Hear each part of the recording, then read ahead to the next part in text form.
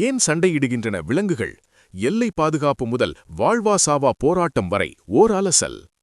வனவிலங்குகளின் கர்ஜனை மற்றும் காட்டின் பின்னணி இசை. Nature special jingle. செய்தி வாசிப்பாளர். வணக்கம்.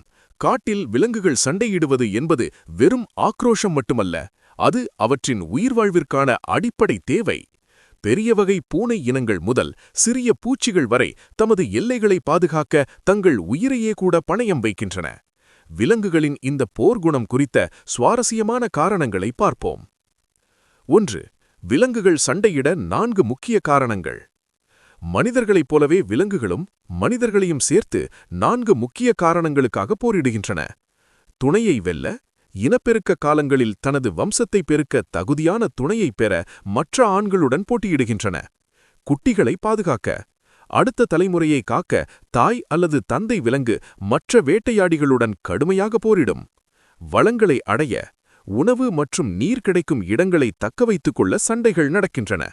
எல்லை பாதுகாப்பு, தான் வாழும் இடத்தை மற்ற விலங்குகள் ஆக்கிரமிக்காமல் இருக்க எல்லையை பாதுகாக்கின்றன. எல்லைகளை எப்படி குறிக்கின்றன? Scent marking.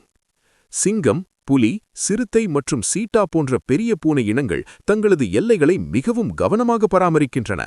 இவை மரத்தடிகள் மற்றும் பாறைகளில் தங்களது சிறுநீர் அல்லது பிரத்யேக வாசனை சென்ட் மார்க்கிங் மூலம் அடையாளமிடுகின்றன. இதன் மூலம் இது எனது பகுதி, உள்ளே வராதே என்ற எச்சரிக்கையை மற்ற விலங்குகளுக்கு விடுக்கின்றன. வனவிலங்குகளின் கர்ஜனை மற்றும் காட்டின் நேச்சர் ஸ்பெஷல் ஜிங்கிள். செய்தி வாசிப்பாளர். வணக்கம். காட்டில் விலங்குகள் சண்டையிடுவது என்பது வெறும் ஆக்ரோஷம் மட்டுமல்ல, அது அவற்றின் உயிர்வாழ்விற்கான அடிப்படை தேவை. பெரிய வகை பூனை இனங்கள் முதல் மிகச்சிறிய பூச்சிகள் வரை தங்களது எல்லைகளையும் இனத்தையும் காக்க உயிரையே கூட பணயம் வைக்க தயங்குவதில்லை. இந்த செய்தியில் விலங்குகளின் இந்த போர்க்குணம் எதனால் உருவாகிறது என்பதை காண்போம். விலங்குகள் ஏன் போரிடுகின்றன? 4 முக்கிய காரணங்கள். வனவிலங்குகள் மனிதர்களைப் போலவே, ஆனால் இயற்கையின் சட்டத்திற்கு உட்பட்டு 4 முக்கிய காரணங்களுக்காக மட்டுமே போரிடுகின்றன. 1. துணையை வெல்ல. இனப்பெருக்க காலங்களில் ஆண் விலங்குகள் தங்கள் வலிமையையும் ஆற்றலையும் நிரூபிக்க போரிடுகின்றன. சிங்கங்கள், மான்கள், யானைகள். வலிமையானவையே துணையை பெறும். இது இனத்தின் ஆரோக்கியத்தை காக்கும் இயற்கை தேர்வு. நியதி, வலிமை சமம் அடுத்த தலைமுறை. குட்டிகளை பாதுகாக்க. குட்டிகளை காப்பது விலங்குகளின் மிக தீவிரமான உணர்வு. புலி, கரடி, யானை, குரங்கு. தாய் அல்லது தந்தை விலங்கு பல மடங்கு வலிமை கொண்ட வேட்டையாடியுடன் கூட மோதும். நியதி, ஆக்ரோஷமல்ல, தாமை தந்தை தன்மையின் உச்சம். வளங்களை அடைய. உணவு, நீர், நிழல் இவை கிடைக்கும் இடங்கள் வாழ்வின் ஆதாரம். வறட்சி காலங்களில் சண்டைகள் அதிகரிக்கும். நீர்நிலைகள், வேட்டை பகுதிகள் மீது மோதல். பலவீனமானவை பின்வாங்கும். நியதி, வளம் இல்லையெனில் உயிரில்லை. எல்லை பாதுகாப்பு. ஒவ்வொரு விலங்கிற்கும் இது எனது பகுதி என்ற எல்லை உண்டு. அந்த எல்லை மீறப்படும்போது எச்சரிக்கை, மிரட்டல், போராட்டம். இறுதியில் மரணப்போர் கூட நிகழலாம். நியதி, எல்லை என்பது பாதுகாப்பு.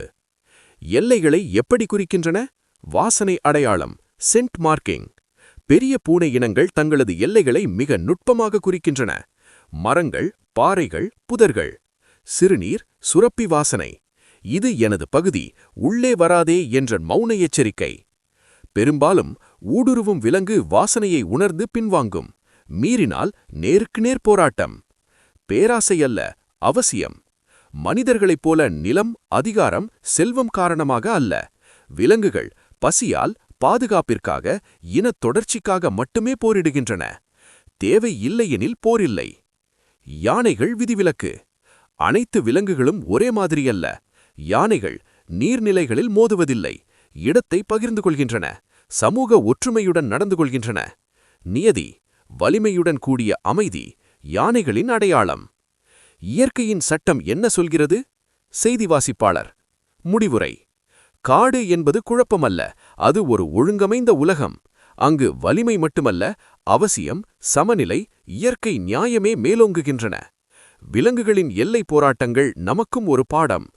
தேவைப்பட்டால் மட்டுமே போராடு. இயற்கையை மதித்து வாழு.